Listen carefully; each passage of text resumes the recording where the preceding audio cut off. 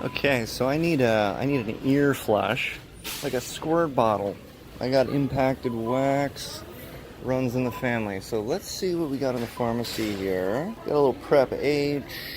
A lot of ways to go to the bathroom. And let's see, maybe it's sorted by body parts. Okay, we have creams. We have various creams. This is isopropyl. It's hydrogen. I actually do need some of this stuff. We have every Disney movie, a Band-Aid. Thank God they have plain. That stuff drives me crazy. We have less cigarettes, less fun, middle sibling, can of Heinz. And now we're dealing with pain. And now we get to cope with the pain. Okay, so this is for people who are exposed to things that are poison for them. And we've got several flavors of knockout gas. And Tylenol, more Benadryl, more Reactin, more breathing aids. Benadryl, Tylenol, Buckley's.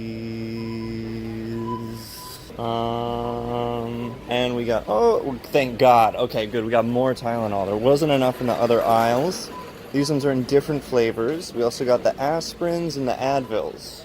This is what you want your drugstore stocked with, so everyone will just shut up and get back to work, right? Many flavors of Advil.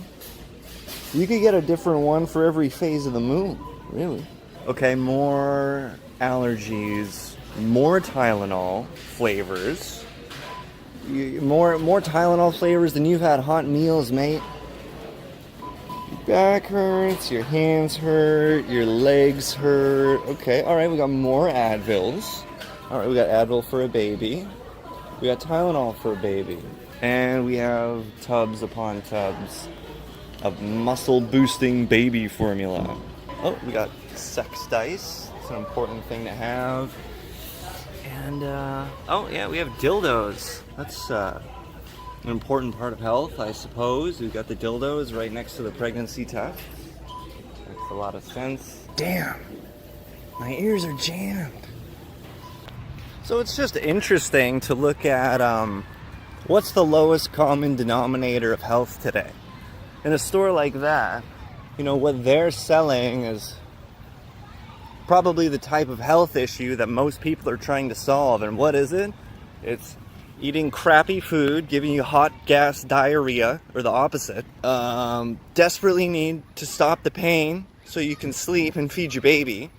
And phlegmatic congestion from allergies or inhaling like monoxide from walking street side all the time around so many cars.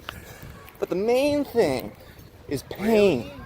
The main thing is an entire rainbow of ways to silence the pain, which is a nice thing to do. Being anesthetic is nicer than inflicting pain, but it really makes one wonder the kind of world that we're living in, where instead of taking the knife out of your tum-tum, you just take Tums. But, you know, on the other hand, there's almost no form of human suffering that does not involve pain. Just pop I'm popping those Advils like candy. Tylenol's in the AM, Advil's in the PM. I pop the aspirins on the weekends. And you know I'm chugging that pepto. You know I'm chugging back that pepto. Mix in a little X-Lax. Make my own sort of special vitamin water to both halt and lubricate my bowel movements. But here's the funny thing. I later went to Shoppers Drug Mart. I thought, it's the Drug Mart. They must have more than painkillers. And they did. They did. I found my ear pump. So I found one. I looked at the back of the box. The product is pictured here. The box contains a squirt bottle, such as you would use to punish an unruly child or a cat. It contained a little tube with a little thingy, a little nipple on the end to get right in that Eustachian tube. Yeah, I know it's called Eustachian because of Google. And it has a couple other heads for her pleasure. And it has a couple tiny little bottles to dry out your earwax and make the thing work a little bit better. And it has like a little plastic cup to catch all the filth that will inevitably be cascading from the ear canal upon use of this device. Now, a listener, viewer, friend, I'd like you to think of that list of objects, bearing in mind the volume of the squirt bottle can't be more than like a quarter cup. And I'd like you to guess the price of those several little plastic objects, a little bit of stuff to loosen up the earwax. What would be a reasonable price for that item? I'm waiting.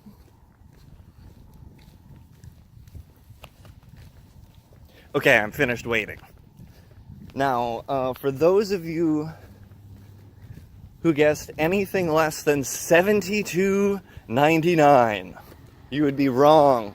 You'd be stupid and foolish. Do you have any idea what it takes to cast and pour a plastic object these days? Do you have any idea the trench warfare that goes on through the logistics required to get that precious little squirt bottle across an imaginary line? $73 of pain. You know that delivery driver was popping Advils like multivitamins. You know he was parachuting the aspirin. $73 to flush out my ear. I'd rather put a gun in my mouth. Then I had to pick up a SIM card for my phone. I'm broke. So my phone just defaulted. They actually sent me an email to settle, and I said, just close the account. They're like, do you know how bad it is if you don't pay your phone bill? Do you know how many men in suits will look ill upon you for your credit score? Mildly threatening me into giving them money for something I can't even use. It's gathering interest. I haven't used it in 3 months. It's gathering interest. Now, I can't log into my bank because they want 2FA. You heard of this? 2FA? Have you heard of this? 2FA is a bureaucratic gauntlet established on the pretense that everyone is constantly trying to crawl inside of my skin and wear me like a clown suit. I'm sure this has never been attempted because I don't have anything to steal. Anyone who stole my identity, their life would just get markedly worse and more expensive. Nobody wants me. Nobody wants me. I'm like a dead whale. No, I'm not a dead whale. I'm what's left over after the dead whale gets eaten by all those fish that like eat its falling body before it even touches the bottom of the ocean. Maybe I'm one of those fish. Maybe I gotta find me a dead whale to start nibbling on. So you have to do 2FA for everything. You have to take a picture of your phone and turn your head 360 degrees like a mugshot just to sign up for stuff and use your money that you earned. And, you know, it's gotten dangerous. The entire world has become a seedy back alley. And emails just aren't going to cut it anymore. The only way for you to access and manage your own money now is through your telephone. We just can't, the technology just isn't there yet for us to trust you, to trust that you're the only person with access to your email. But I don't have that phone number anymore, so I can't access it. Oh, well, you can just phone the bank. Well, I don't have my phone. So I had to get a SIM card. So I picked up a SIM card. It was $10. Okay, cool. This is a convenient way of getting legit, I guess. I guess you're not a human being without a phone number. It's funny when you lose a phone number, what stops working and what you can get away with. Hey, buddy. Hey, you found me again. I just can't get away from you, can I? Hey, you don't need no phone number. You don't need no SIM card, girl. Yeah. Go catch me something. Go catch me something, baby. You little dandelion. Yeah, wishmaker. So I got the SIM card, and I asked the chick at the counter, whose English was naturally not very good. Maybe I should have her job. I asked her, can I buy some minutes too?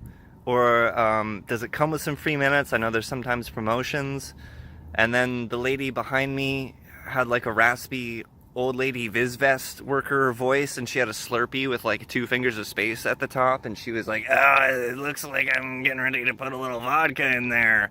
And then after about a minute and a half, the lady at the till just says like, no, there's no minutes. I go, oh, okay. So I get my SIM card, and then I go shopping for freaking ear flushes that nobody has unless they're $73. And I quickly pull the SIM card out of my pocket, and it says right on the SIM card packaging, it says, you need to buy a voucher to activate it in the first place. Don't you want to sell me something? So I go back into the 7-Eleven, explain exactly what happened, this time with confidence.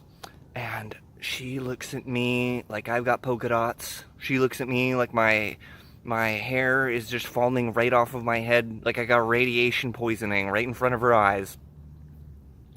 And I have to convince her, I have to pull up every synonym I can think of for the stuff that is said on the packaging. And she's like, oh yeah, that.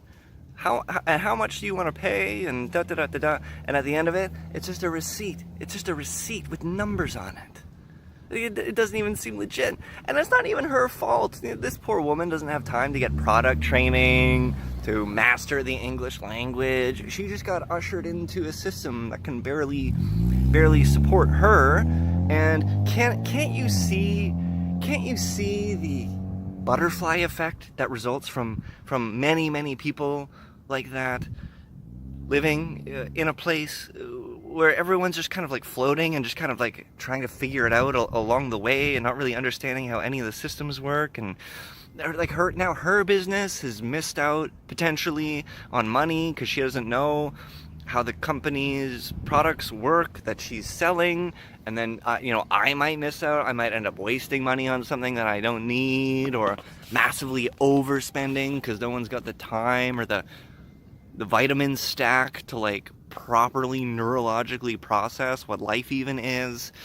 But anyway, that was my little adventure getting a phone line. So now I can be allowed to access my own banking information.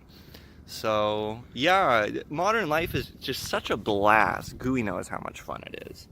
Gooey knows how much fun life is.